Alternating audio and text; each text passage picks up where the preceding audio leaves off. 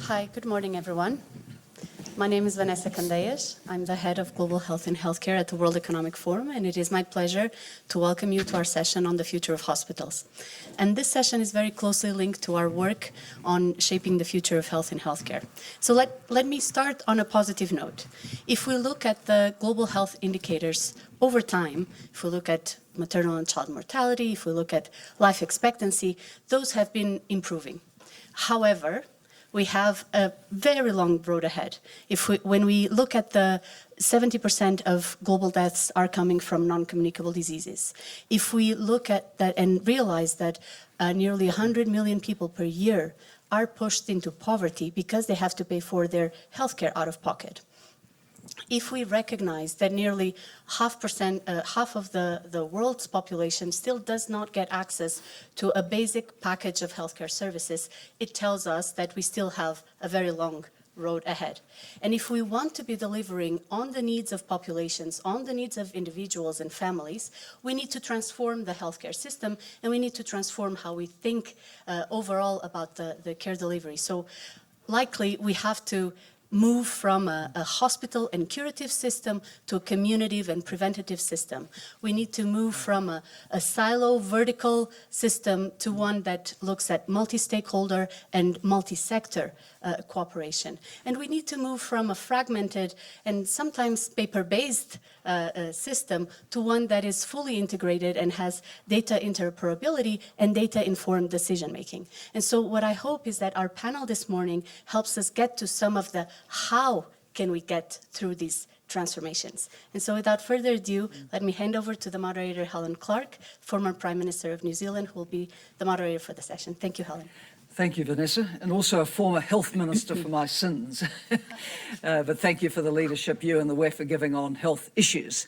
Now, we have clearly an audience in the room, and it's going to be a little hard to see your questions. So please, if you want to speak, do speak up from behind. And we also have an audience online, and particularly for the benefit of the audience online, let's do the formal introductions of who is sitting at the table. We have Shobana, who heads Apollo Hospitals Enterprise in India.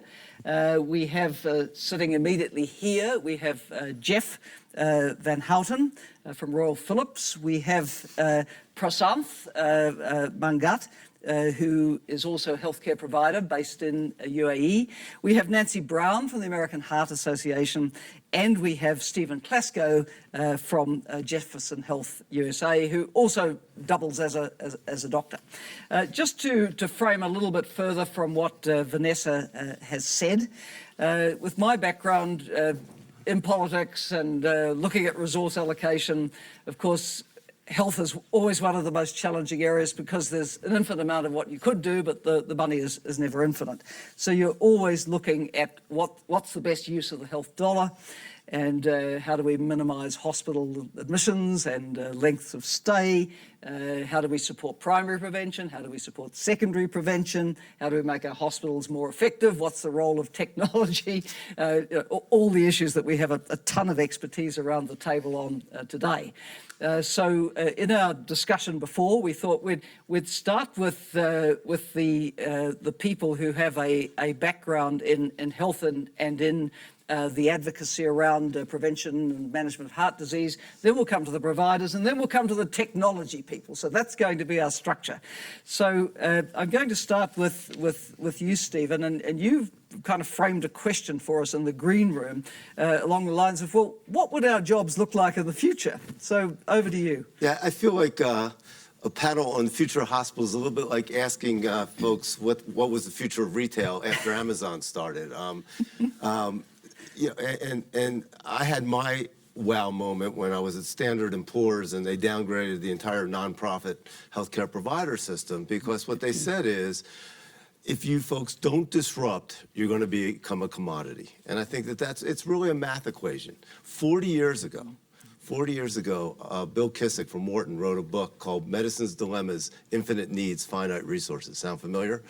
And he was the first person to talk about the iron triangle of access, quality, and cost. And he said, you're not going to break that triangle unless you're willing to disrupt the system. And the things are solvable. It gets down to healthcare becoming digital, gets down to healthcare becoming global, gets down to bringing population health and personalized medicine together, and it gets down to healthcare being consumer-centric. Just a few examples. We can do all our shopping in our pajamas watching TV, but if we have a stomach ache, in most places, you're going to get on the phone to get an appointment 5 days later. The technology's there, the data's there. We just haven't utilized it as providers. So how do we get care out to where patients are instead of expecting patients to come to us for care? I think part of it is getting away from just talking about the technology. We always talk about telehealth. We don't talk about telebanking. We don't get up in the morning and say, I think I'm going to telebank. It's just that banking went from 90% in the bank to 90% at home. We have to start to bring those technologies together. Second thing, we have to start to think about what the humans are in a new healthcare system. Because once we do have better augmented intelligence opportunities, we still accept physicians in most places in the world the same way we did before, based on memorization, science, GPA, MedCats. And we're amazed that doctors aren't more empathetic, communicative, and creative. Jack Ma last year at this forum said, when we created cars, we didn't try to get humans to run faster. Computers will always be smarter than doctors, but they'll never be as wise. So how do we start to choose physicians and nurses around empathy, et cetera? We also have to retrain our workforce. And finally, I think healthcare is the only sector in this entire forum that's not global, right? I go to the smart cities piece, you go to the finance piece, head of finance in Shanghai is just as brilliant in the United States or Australia. But if you're the head of cardiothoracic surgery in Shanghai or Bangalore and you come to the United States, we make you retake your residency. The things that are done for 2/3 of the world around things like acupuncture and Ayurvedic medicine in the United States are considered alternative health. That has kept us. So at the end of the day, I believe that we run an 18-hospital system.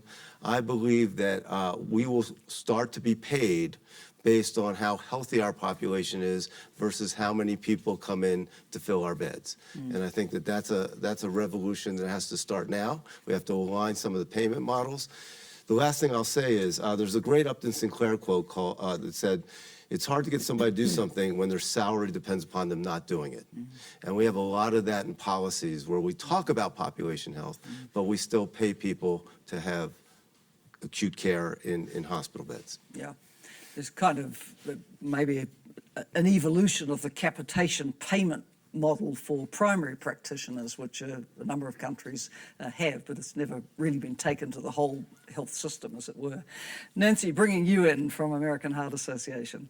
It's really interesting. Steve mentioned the word, it's all about the person. And I think that the thing we have to remember as we think about the future is that individual people still need to make decisions about living healthier lives. And when you think about what's happened, I can use as an example in cardiovascular diseases in this, downturn of death rates in the United States because of the onset of fantastic scientific discoveries, statins, other medications, procedures that have really reduced the rate of people dying earlier from cardiovascular diseases. But you look globally and in the U.S., the social determinants of health are really standing in the way of individuals living their longest life. When you think about the fact that 80% of the world's cigarette smokers live in low and middle income countries or in the United States in communities that don't have the same privilege as other areas. We have a lot of work to do, not just in inspiring people to care about their health and well-being, but also to address things that are not traditionally connected to the healthcare system. Earlier this week we were talking earlier today about the Smart Cities Initiative, urban planning, the projections of how many people will be moving into urban centers. And as that work is happening, how are we designing cities so that people can get physical activity and access to nutrition? We see this alarming rate of individuals taking up e-cigarettes, vaping, juuling, that we are very concerned about will addict the next generation of smokers. And so many of the things that bring people to Steve's Hospital are things that can be prevented. And so we have to think about the holistic environment in which an individual lives. What What is their education level? How do we use advocacy to make our cities smarter? How do we make sure that all people have access to high quality health care?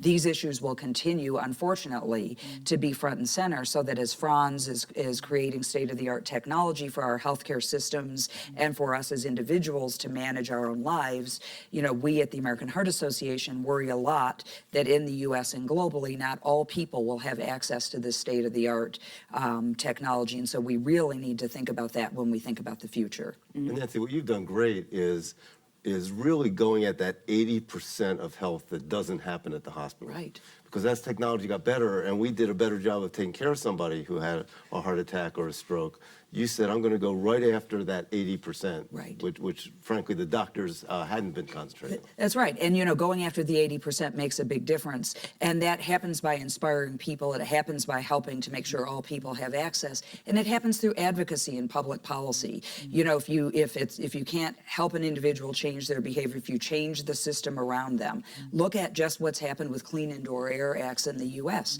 This avoidance of secondhand smoke has reduced drastically and has been proven scientifically to reduce recurrence of heart attacks. And Nancy, you've pointed to the whole environment around people, because if you're in an obesogenic environment, if you're in an environment where the advertising still suggests that tobacco smoking is a desirable thing to do, you as an individual are up a lot against a lot of externalities, right, that are going to modify your behavior in ways which won't be so great for your health. Yeah, absolutely. And if you don't have access to fresh food, and the only thing you can have is processed and packaged food, which is high in sodium and high in added sugar, why are we surprised that there's an epidemic of obesity and type 2 diabetes? Yeah. So let's come to the providers. And in our discussion before, Shabana, you were talking about the investments that your enterprise now is making beyond the hospital, as it were. So I hear everything you say, and I think that people are not different. It's just that in the scale of how you have to provide it becomes very different when you come to a country like India and some of the others, when you say that there are 1.3 billion people, and all of a sudden the highest that a person wants to pay for a heart surgery is probably $5,000, but the government wants you to do it at a tenth of the cost, and then you start talking to see where do hospitals fit in and how. So your solutioning becomes so different. So then you think about how can we keep them out of a hospital? What is it that we need to do to create facilities around it? So, we're all coming from the same place. You want to keep them out for other reasons. We need to keep them out because we just can't treat them. Nobody can build the infrastructure of hospitals in India. When we started 38 years ago, we had to change regulations that hospitals were not even considered as something that, banks would fund. So we had to change things around to build it, and then you start and understand, and all of us, it still is there that when you talk about the future of hospitals, when you start designing a hospital, by the time it's built, it's probably obsolete. So you have that big challenge in terms of a facility, and then we say, what can we do differently? So I'd like to actually talk about a couple of things that India does differently and some things that will probably be tomorrow's scaled models. So if you talk about, and that's necessity is the mother of invention. So we started a project with Philips to do an EICU. So who does EICUs? And this is something that we're actually putting in rural hospitals because you can train doctors, but how many of them want to move out of a city and live in a village? But there are people there, you want to keep them well. So it's not just in countries like India, but it's China, it's rural America, rural Canada. All these people have the challenges. So I think that the telemedicine part of it, so you can come into a very high solution that is an EICU. We do teleradiology for around the world. We do this at scale. And telemedicine is something that, we have a track record of actually doing 2 million consults. And that's a large number. But we do think that that's obsolete today. As you said, that nobody thinks about banking. So what we've done is actually put it there on a phone, on an app that you can ask people. And 2 months ago, I was in Israel, and they have the coolest of technologies, and everybody knows that. So what they did is that you can start monitoring your blood sugars, your blood pressure, and so many more parameters. All this can come, and they said the reason, so they have an otoscope and everything, and they said your mobile phone has the highest computing and the best imaging. So why do we have to reinvent that? So I think that is the disruptor technology. Our mobile phone is the disruptor and could be very well where the future of hospitals will move us in that direction. And a recent study that, that said, what would be your biggest disruptor? And like you said, they said Amazon. Yeah.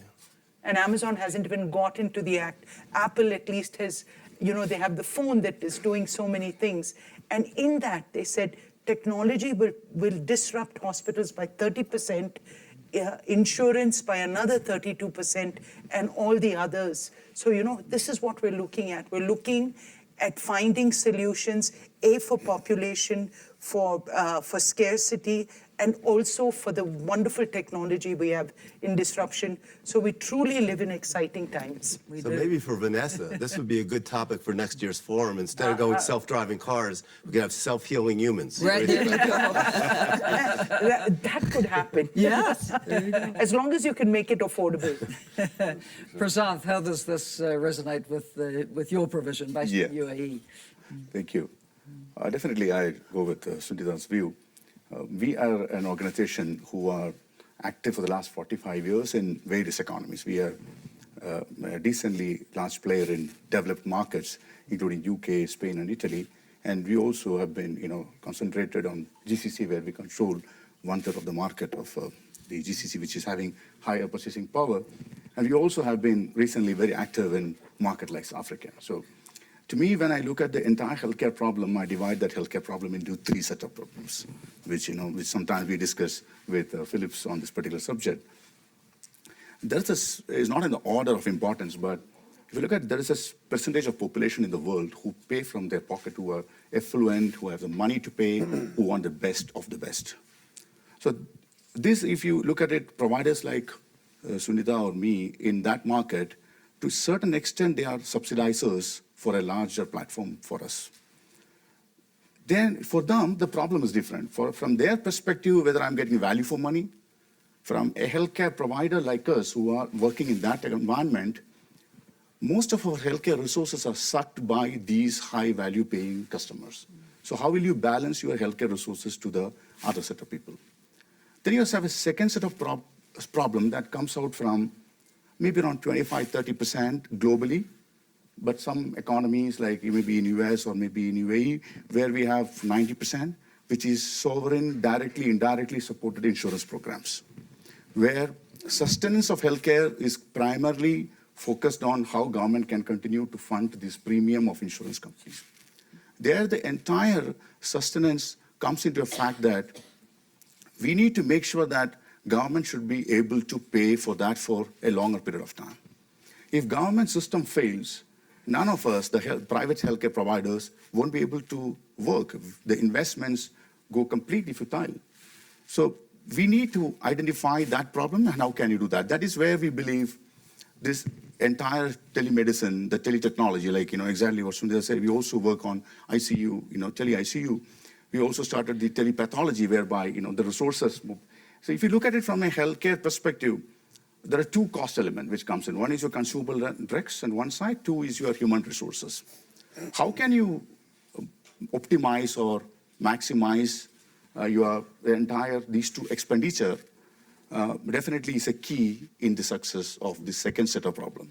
Then we have a majority of the problem, which is 50 to 60% of the world, which is around 3 billion plus population, who are paying from their pocket the healthcare, which, as Nancy said, people who are enter into poverty because they spend money, or like people who are not able to enter into healthcare because they don't have money to go for healthcare, and the entire system is spent onto that. So there, that problem, I think I completely go with your view that telemedicine, how the disruptive technologies should be used in order to find a solution for those set of people. We work today Today, we work globally around 8.5 million patients walks into NMC's facility across the world in different strata. So we started recently with a telemedicine program to reach into 3 million odd students in Kenya as a country who are on the puberty age of 11 and 16, where they enter into communicable diseases. So we started that as a pilot project, and we are working on it. We currently started working on for the refugees under the UNHCR in Jordan using the telemedicine program. So telemedicine definitely has got big value in that strata of population, which definitely all the three problems has to be seen to be going in hand. Otherwise, providers like private providers who are multi-countries will find difficult to give, there's no one solution that fits into every country and every demography. You remind us, too, of the global agenda for universal health coverage and how to make it possible. Right. And it's the sort of top priority for health and the sustainable development goals. But we keep coming back to technology as having a lot of answers. So, Franz Jeff, has all we're the throwing the ball to you. There's something to do for us. Yes. And just for everybody to know, so Philips, we focus on health and healthcare. And when we pivoted our strategy some years ago, we said consciously we are not only going to focus on hospitals, we are going to focus on the entire continuum of care, from healthy living, consumers, how do you keep them healthy, to early diagnosis, screening, and then the acute and episodic care, and then the chronic care. Now, so I lay that out as a continuum, and in your introduction you already mentioned, what can you do on preventative care, and how can you make healthcare more efficient, and then how can you work on secondary prevention. And here in value-based care, we often talk about access, product cost, and outcomes. And so we need to tackle all three, right? Access is about the social distance of people. Will they get care at all? Productivity, I mean, as I serve customers all over the world, I see huge differences in efficiency, right? I mean, I would say we can probably make hospitals 30% more efficient without huge interventions. And then you could redirect some of those resources to your primary and secondary prevention, right? And then, of course, outcomes, I think science and technology will still advance further to make precision health work even better, so that we can tailor it to who needs it. Now, to envisage such a continuum, you need actually a care orchestrator, right? And who is the care orchestrator? Right? That you could say is the consumer, but actually the consumer has not always the knowledge. When they're healthy, they don't care, and when they're unhealthy, they need specialized knowledge. So if you talk about the future of the provider, right, I see the role of the provider as the care orchestrator. And second notion that I would put on the table here is that we need to work towards networked care. Right? So now we have a concept where we bring care into the community, linked to specialized centers, and somewhere we have an air traffic control, right? Which should focus on coaching people to stay healthy, but should help to direct the right specialist care to fix people.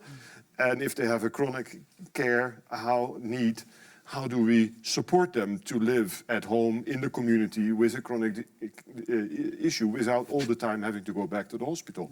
So that care coordination can be greatly facilitated by technology.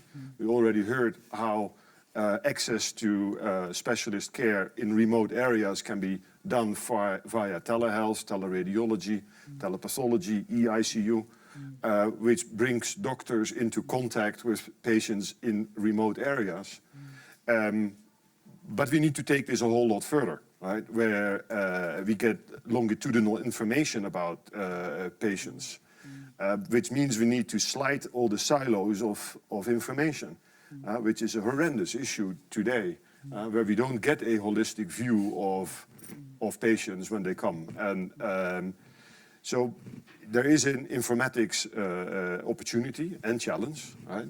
Because once you have data, both on population view, but also on individual view, you can become proactive, right? Now I can say, oh, you know, you're trending in the wrong way or the right way. If there's a digital twin, you know, kind of a picture of how people are doing with their health, especially that is very realistic for chronic patients, then we can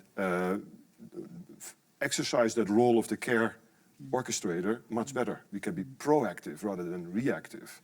And I think that will enhance the quality of life, but it will also avoid unnecessary cost. So we envisage that through the cloud we are connecting patients and providers. Technology can make hospitals a lot more efficient. And then I would hope that we would redirect that money both to primary and secondary prevention. Because altogether we burn enough cost in the world, and I think we could do more with that effectiveness. And I think examples in India also demonstrate that you can do interventions at a fraction of the cost. Now, that's not always popular, and we all, of course, like to charge big bills, but when we want to reinvent healthcare, we need to look at it much more holistically, and yeah, some disruption will have to happen. You know, it seems like a common theme among all of us is getting away from Philips just looking at itself as a technology piece, or us. So when somebody comes into our hospital, or we were even talking even the heart, you're looking at how that interacts with the brain. You know, what we've come to call it is healthcare with no address. That the definition of Jefferson 5 years from now will be the care and caring we give wherever it is. I personally believe that most of the non-surgical health care that we provide in hospitals now will be done at home with a new level of provider that will go out to the home and do most of those things, probably with better food and nicer TVs at home than they'll have here. The other thing is that the whole equity piece, a lot of those things are solvable, and we talk about global equity, but even within Philadelphia, 6.2 miles away, there's a 21-year life expectancy difference. And we have 6 academic medical centers in Philadelphia. So that gets to the 80% of education and housing and food. The example I gave Nancy is we looked at readmissions for congestive heart failure. And we always think it's what happens in the hospital. And these patients allowed us to do digital footprinting of what they were doing. Turns out that we could predict who was going to come back by how many pizzas they ordered the first week. Because we put them on a low-salt diet, and if they ordered 2 Domino's pizzas that week, chances were they weren't on the low-salt diet. Because they don't realize that bread is the biggest source of sodium in a person's And diet. of course, then you get into the whole privacy issues, which is a whole other. We have run with a health system in North America a program for congestive heart failure patients who very often have also other comorbidities, and they're elderly, and through a telehealth program that included behavioral coaching and daily measurements, and all that data was collected into our command center for care coordination. These thousands of patients, this was a large-scale trial. We demonstrated that we could reduce rehospitalization by 50%. Their enjoyment of life went up. Absolutely. They felt You see, we're better doing this- cared for. Yeah. We're doing this at scale in Yeah. India for condition management in diabetes, for instance, which is the big killer in India, that we're trying to get patients onboarded just for compliance. And we've seen that we're able to reduce hospital bills, we're able to actually insure them better. And I think insurance is important. It's very- that if you can critical get them, piece. you know. And so now we've actually, using data, we're able to say that if you have this test and in this compliance, we can actually cut down your hospital, your insurance cost. And these are models that are being used across the world, saying that, you know, if you're connected to the smart devices. So we should think that that's another part of keeping Absolutely. people I was just out going to of say. I was just going to say hospital. that you know, look at some of the great wearables, frontiers yeah. in heart disease management. You know, look at the new Apple Watch and the ability to detect heart rate, you know, variability, and how that might ultimately interact with the kinds of systems Franz is building. We can do that today. Yeah, I know you can, but we need the science to be able to help, and we've got to the train thing is, doctors on the other we hand. make it personal. Yes. That's another point, that Yeah. the data can actually bring it down to the. So you the know, to future is that close. I person. mean, I think There you go. There you go. our biggest investment this year has been on wearables. Yeah. So Yeah. let's just Yeah. picture this technology exists. It's all got to Yes. come together. You'll go to sleep in your pajamas, which will monitor your heart rate, monitor your respiratory rates. If you have Yeah. asthma, when you wake up, your Alexa which will pretty soon become $2 each, your Alexa or your HomePod, instead of just playing the daily podcast, will say, you know, your respirations were a little labored. The AQI out there is X. Maybe you should take an extra inhaler today. Literally, that will Or be do where yoga. healthcare starts Yes. at home. But it's Exactly. a kind of, that's on the secondary prevention level. What I'm interested in is from the point of view of the person who sees themselves as healthy. They're not used to the doctor ringing up and saying, oh, by the way, I had an alert from your Fitbit, right? Yeah. So it's kind of also got to change the way people are thinking about their own good health. And I want to bring you back in on Sure. that, Nancy, because you're so powerful an advocate around this. You know, I think it all comes back to what does it take to inspire people to realize the most important thing they have in life is their health. You said this at a meeting we were at, a dinner we were at the other night, Franz, you know, health is wealth. Yeah. And, you know, you see people that are more affluent that can afford the wearable devices, very focused on getting their steps. We were talking about how much we're standing up because our watches are banging us to stand up more. But, you know, I think this idea of helping people protect the health that they have, you know, most people are born, as we often say, most people are born in ideal cardiovascular health. And it's their lifestyle or the environment around them that makes that deteriorate over time. And so there is no magic bullet. It's helping to inspire people to want to eat right, to make sure they're not smoking cigarettes and to get exercise and to manage their health with their healthcare provider. But it's also this changing communities and environments. Let's give people the best chance possible to not be exposed to cigarette smoke, to make sure that there are healthful foods available. Those things are all important in prevention. Now, you might have noticed we have a very articulate panel, but we also have a lot of expertise in the audience. So if anyone would like to come in at this point. Yes, over here, please. Well, I'm coming from Mexico, and I would like to raise a question. We're talking about hospitals here, the future of hospitals. What do you think about the PPs, private-public partnerships working in hospitals? This is very important because we build, we design, and we also operate. But what is the future? Because the governments don't have money. So there is a big need of hospitals all over the world. What are your thoughts of doing this, if you have any experience on private-public partnerships in hospitals? We do. We did the first one in India, and it actually turned into a quaternary hospital in New Delhi with the government. And then we went through 20 years of expertise about how. So the first fundamental thing in a PPP is we have to assume that something will go wrong, and what have you done to be able to address it as the government changes. So you have to put that together. And having said that, there's no moving away from it, because if the government is planning, like in India, for instance, and I don't know about Mexico, but in India, the government today spends only 1.5% of its GDP on health. And that's nowhere near enough. They need to spend, like other countries, maybe 5-6% more. They've committed another 3%, still not enough when they want to look after 1.3 billion. So they're calling in to the private sector and saying that, why can't you come in and find solutions, take over our existing hospitals, which we recently did a week ago, that we're managing the services. And this is going to be the model that you can go state by state. And in India, it's a state, it's a federal, health is federally run. So I do think that the future, glad you brought it up, hospitals cannot. But there's a lot be of in context in this, isn't it? Because in my country, if you even mention putting a public hospital over to private provider, there'd be a public revolt. But other countries are starting in different In positions. Australia, you did it. No, I'm from New Zealand, not No, Australia. I'm saying that as a neighbor. But there are in my other country, it would be seen as very difficult. But there's different contexts where there's not provision and where there's a role to come in, as you say. But Franz, please. I have a few examples. I mean, of I course, thought you you could were only say, cricket frenemies. No. you could say, of course, what is the role of government? I mean, personally, I believe it should be policy setting and the guardrails and the direction. I've seen many countries where government-run hospitals are not the best-run hospitals, right? So countries. But also where they are. Well, okay, there are exceptions, but so whether it's Brazil, Turkey, Saudi Arabia, many other countries, they start now PPPs to actually move old public, poorly run hospitals into PPPs. which are, in the cases where we are involved, special purpose vehicles where we all invest, technology companies, hospital operators, and we go at risk, right? And we basically work on access, productivity, and outcomes, what I talked about earlier. And then the governments can supervise that and hold us honest, right? And it is a model that works rather well.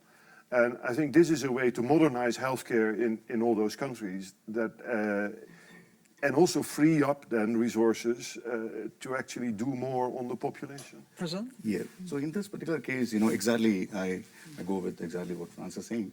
We have a business model where we run PPP models in multiple countries for the government of UAE and other governments. We run in countries which are rich economies like UAE. We also run in highly war-shattered economy like Yemen. We run in Seychelles. We run in Morocco, where exactly what Frans said, where there's a risk is, you know, distributed among multiple players. And we as a provider comes and works to improve the patient experience and clinical outcomes. Patient experience and clinical outcomes definitely have definitely an impact on the total cost of money that has been spent by the government. You know, it's not only the infrastructure. So infrastructure already is a committed infrastructure. So there the technology comes in from the provider, the technology provider, and healthcare provider works to improve the KPIs, which are the ambition is, you know, countries like UAE to take it to the US gold standards, but other economies to go into the better results of the world. We have seen results. In UAE, this is the 7th year that we are working. Yemen, this is the 3rd year that we are working. And over the period of time, we were able to really take it to the global standards, which effectively is reducing the spend of healthcare of the government. You know, I'm so glad you asked that, because I think we're about to enter a golden age of public-private partnerships. I think more and more there's an understanding that it's not a vendor-vendee relationship anymore. It's a little bit what Frans said. It's let's go into this together and we'll share the outcomes. I'll give you a couple examples. We're working with a company called Color Genomics. So we took our 30,000 employees and offered them with Color Genomics free genomic testing with subtyping. There's 5 different disorders that make a difference. And literally, they were willing to go at risk with us because we're self-insured to say, look, we think that the care, the outcomes, the cost, and the access will be better because of that, and we'll share in that. I think the thing that has to happen, though, is we have to start to mix both worlds together of technology and provider. I think the EMR is a good cautionary tale. The EMRs were developed, given us, and I've told other people, it's the only technology in the history of the world that because you've paid for that technology, you have to hire more humans so it doesn't get confused. So what we're starting to do with our friends at Silicon Valley is we're embedding faculty and medical students out in these companies. Right. And they're taking their engineers and they're on my cabinet. They're sitting with me at Jefferson, so they actually understand what our problems are. And it's actually changed some of the business models that they're going to say, you know, we're solving a problem that doesn't exist. So this is the problem they have. So I think as you start to do that and get patients and providers and social agencies and all that money that's being spent to disrupt healthcare in Silicon Valley and around the world together and actually talking to each other, it makes a difference. Let's come in again from the audience. Right behind me, Robert Garrett. Yes, thank you. I agree with all of our panelists that more and more healthcare is going to be delivered outside of the 4 walls of the hospital, and I do agree that our smartphones will actually deliver a lot of healthcare into the future. But being that this panel is about the future of hospitals, what do you actually see the 4 walls of the hospital still doing in the future? There's no doubt more medical care is being delivered already outside the hospital. Steve, you suggested also more surgery being done outside the hospital. So are hospitals essentially going to be intensive care units, or do you see with the aging population and the onset of more chronic diseases a more broad role for hospitals of the future? Yeah, look, I think that's been one of the big controversies, Bob, as I've talked to the provider pieces of the forum. You know, if you know this, 8 years ago, people were saying with the baby boomers aging, et cetera, we're going to need so many more hospitals. Then, of course, you know, with the value-based stuff and keeping out of the hospitals. So I think, this is what I think. I think that Hospitals that provide acute care, surgical care, obviously intensive care, will actually boom. I think what you'll see is in communities like the areas around Philadelphia, have 43 community hospitals, some owned by different for-profits that are really have a low acuity index. I think those hospitals will be at risk. I think we'll probably have less hospitals, and the hospitals that we have that are providing good cost, access, and quality. I'd like to see, literally, if things are failing, we have hospitals with leapfrog Ds in our place that are doing secondary care.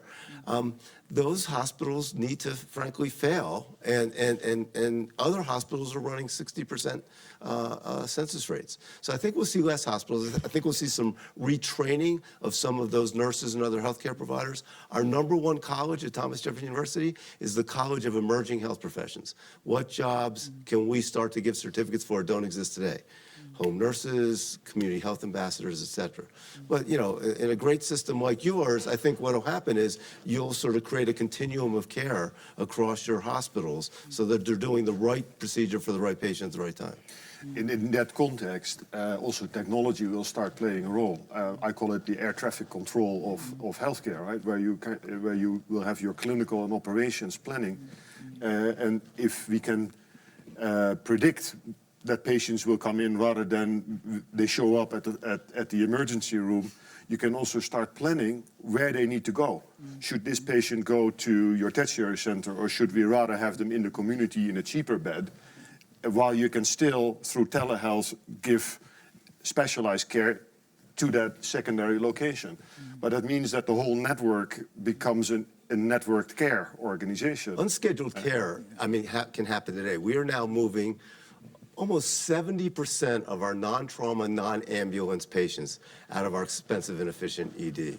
In fact, we actually built an urgent care center literally like a block away from my hospital because we might say, yeah, we ought to see you, but we don't need to see you where all those trauma and ambulance patients are coming in. We can see you a block away, and by the way, if you need to come to the hospital, we can still see Well, you. that's a conscious management of traffic. But that's for everybody, Medicaid patients and everybody.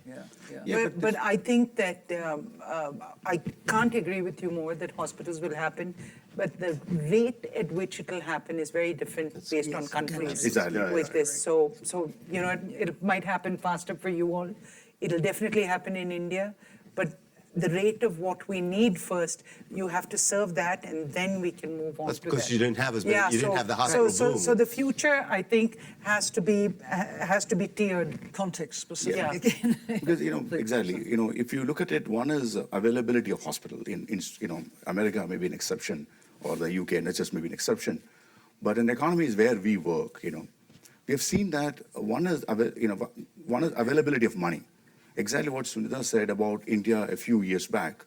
India today has availability of funds for healthcare, but there are a lot of markets across the world, in markets, like for example, we are looking at Mexico as one economy, where we find in certain markets either availability of capital is scarce or the cash is available expensive. So once you enter into a 15% plus, financing cost models, this healthcare will definitely not flourish in those economies. Second, the number of people who are coming out of the medical schools. If you look at it, we went to Nigeria. We have an operation now in Nigeria. So even if you look at Nigeria as an economy, Nigeria has been producing medical professionals who are working now in the US or UK a lot. They are not ready to come back because of the social system that exists in those economies. So a nation who spends that money in medical schools, and if there is a brain drain happening this will be again a second impact.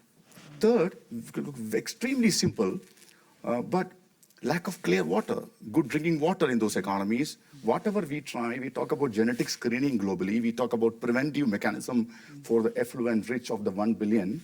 The 3 billion suffers because of lack of drinking water, which can have a big impact. So exactly, I resonate what Sunita said, that the future will be different to 3 different set of people in the world.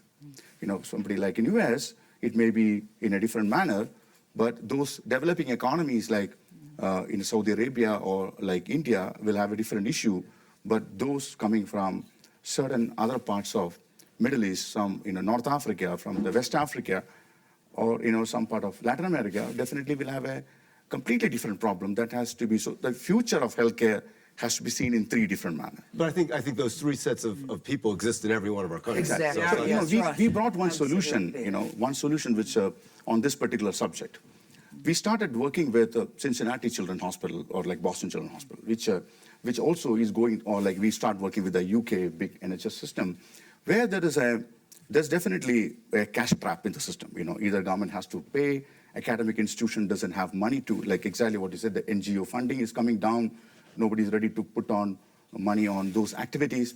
How will those institutions going forward continue to be flourishing? If we don't have such institutions globally who are academically inclined institution doesn't flourish, the global healthcare is going to going into a really doomsday. Steve, come back in on the medical professional education, because you have a lot, very interesting things to say on that. Yeah, so look, I think that we have not changed either our curriculum or the way we select physicians for 50 years.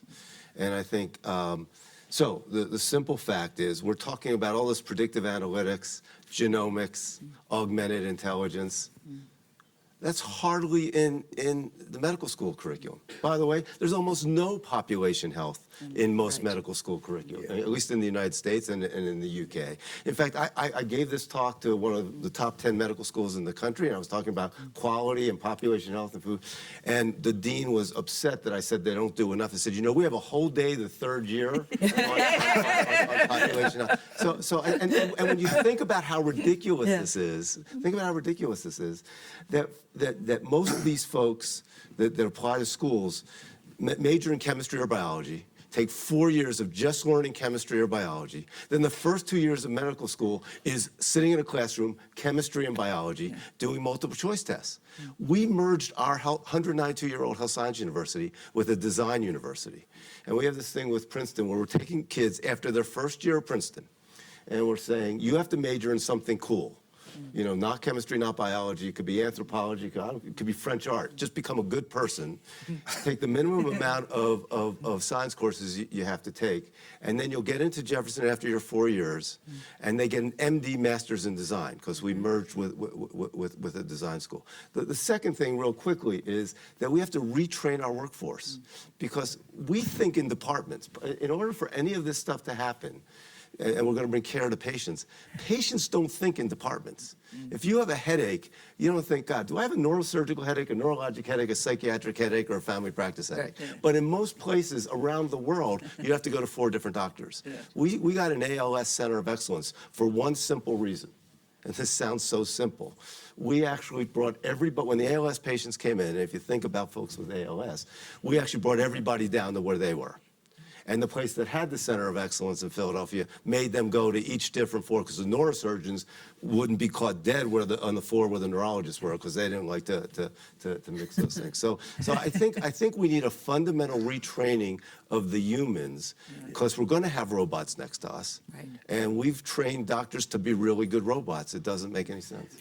Nancy, I want to bring you back in, because you know the population health perspective is so vital to the work that you do. Come back in on that. Well, I think the whole issue of what is the role of hospitals, I'll just bring it from the patient point of view, and to the point Steve was just saying, you know, the thing that's most important when people are receiving care is that they're in the state of mind where they can accept the care and their family knows and understands what's going on. And I think we believe really strongly that all of the new technologies for people to be able to be at home instead of being in a hospital, all of that will make a huge difference in terms of outcomes for patients and for their families.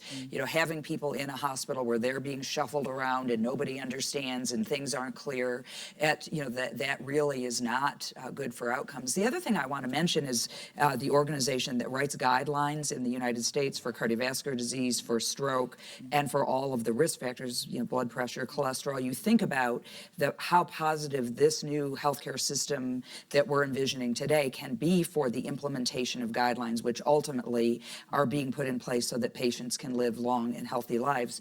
Last year, we published, as an example, new guidelines for blood pressure that drastically in the U.S. changed the criteria for what is considered a person with high blood pressure. The day after the guidelines were written, 110 million people woke up in the U.S. that having high blood pressure that didn't have it the day before. Now, those guidelines would say, first line therapy is, exercise and nutrition. But, how do you get the healthcare system and doctors to understand what these new guidelines are and how to help patients understand the lifestyle things, not just let's give them more drugs? And so these new healthcare systems that we're hearing about and the technologies that Franz is talking about can fix that problem, because in the U.S. it takes, on average, this is a horrifying number, 16 years from the date a guideline is written until it's fully implemented in practice and patients are receiving the benefits. So all of these changes in the healthcare system and in technology will make lives better for patients. We now actually take our applicants and take them to an art museum and say, tell us the story. So that they can start to put stories together and bring that together. Because I've delivered 2,000 babies, and it's easy to deliver a 7-pound baby to a normal. Oh, it's easy for me to say, but it's incredibly difficult delivering an unscheduled Down syndrome baby. Every single time that would happen, doctor, what does this mean? And there will be a robot next to me pretty soon that will be much better taking a picture of that baby and saying what's genetically wrong, but it will never get the what does it mean, means what does it mean in my image of a perfect baby. And I want future doctors to be able to talk about the impact and the fact that this is a beautiful baby that we can help you take care of. And I might just, one thing I should have said, the most important thing in the future of hospitals is not forgetting the human touch.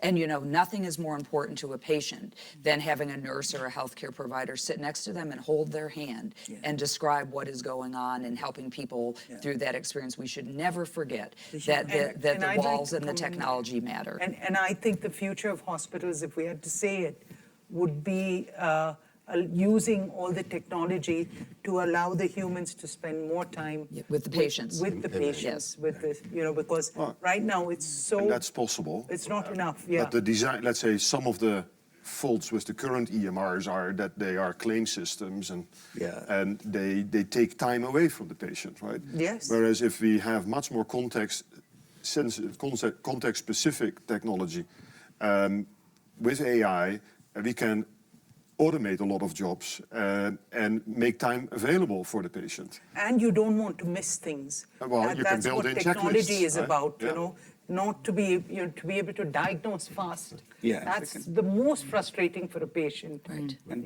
The uncertainty. And in India, when they're paying for it out of their own pocket, and you send these people for a test, so they say, oh, the doctors are going to get something out of it, so they're sending us for an MRI, or you're asking us to do these extra tests. And we said, well, we're not solving for, we're not solving for the 100%.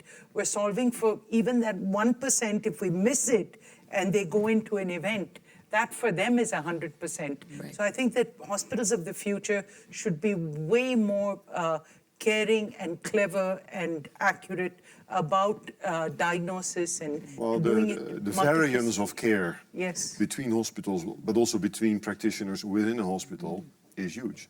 And right? get more complex. If I compare that to an industrial system, right, coming out of the industry, you would weed that out, right, through process automation, through checklists, through best practice adoption across the board, and technology can help do that. I would advocate that would also free up money to do other things. And the one hope I would hope as we start to look at the whole healthcare World Economic Forum and we talk about the future of hospitals, that we don't get too caught up in what's going to happen 10 years from now, what we can do today.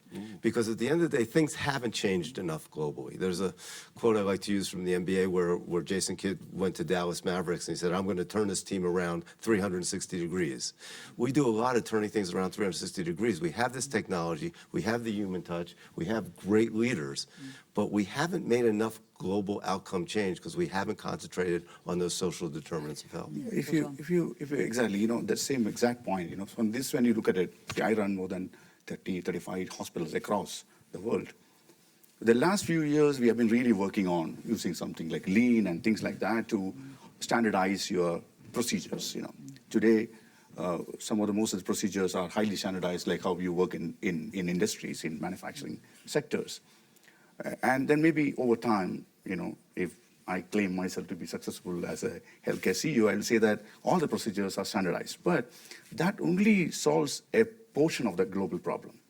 The practitioners in my 30 hospitals who runs healthcare in cardiology or in diabetology completely, are different. In the same set of NMC network itself, I see 20 diabetologists working in 20 different forms, and in one place I see endocrinologists saying that diabetes should be with me, and when somebody say that, endocrinologists say that diabetes should not be with me. To that extent, so the future of healthcare, I'm not talking about hospital, should be to standardize at least 5 or 6, or like the top 6 or 7 healthcare problems to be standardized. For example, like what, in AHA is doing it on the resuscitation, Right. Or like, so specific areas where we can have a standardized form and that be given to doctor. Today we run a team of peer review of doctors, and every time it comes to a situation that it comes to my office where the doctors start, having problems among them. So if you really, and that is a big challenge in the healthcare system. The protocols and procedures that you follow on administratively or non-clinically is not coming on the clinical phase. And clinical phase, if it is done, maybe to a great extent, the time spent on EMR can be more standardized, time can be spent more on patient, and the result also will be standard and unified across the world. Right, we can learn from aviation, right? I mean, Exactly. there's Right. certain things that still require you to be human, but the checklist does Checklist is not. there. You don't get, if you're a Delta Atul Gawande. pilot, you don't go to And that Delta and checklist say, should be well, the I don't same. like your checklist. Yeah, if you are doing a blood test, 200 or 180, whatever it is, it should be done. Right. I said we're not going to have any trouble with this panel talking, and we've just about talked ourselves right out with 1 minute and 9 seconds to go.